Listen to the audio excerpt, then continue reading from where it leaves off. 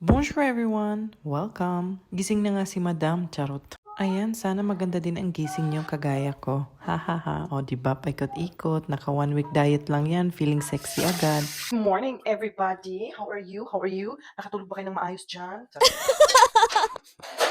Ako lang ba o kayo rin yung maglilinis pa ng kusina bago magluluto? Kasi gusto ko yung clear lahat at minsan kulang na lang itapon ko lahat.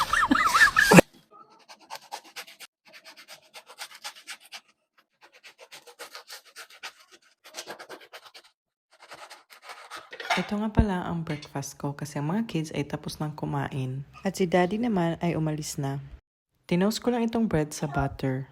I'm trying to lose weight kasi I'm overweight. What I do is I balance everything sa pagkain. And this July lang, na-motivate ako mag-exercise ng cardio at weights. Simulan ko to, walang naniniwala. Namirisi. Kaya believe in yourself. Lumalaki na rin kasi yung bunso namin at panganay. Kaya medyo nagkakaroon na rin ako ng time and balance. Ito na ang aking breakfast. Let's eat. Sabi ko sa sarili ko, finally makakain na rin ako mag-isa. Tang tararang! Ayan na.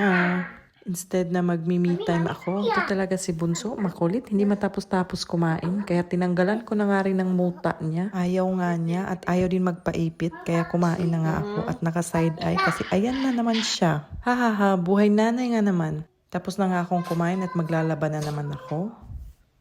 Siyempre, hindi lang paglalaba ang gagawin ko, pati pag-vacuum.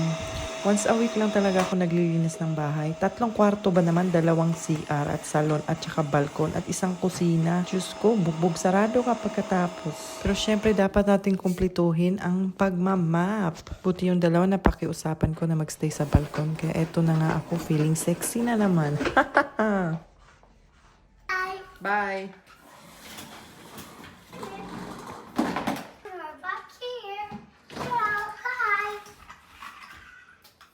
Ay, ciao! Tapos na nga ako sa pagmamap at pagva-vacuum. So, eto na naman ako, naghahanap ng trabaho online na yung trabahong gusto ko. Yung flexible at yung sakto din yung schedule ng pasok ng mga anak ko. Eto nga pala ang side hustle ko.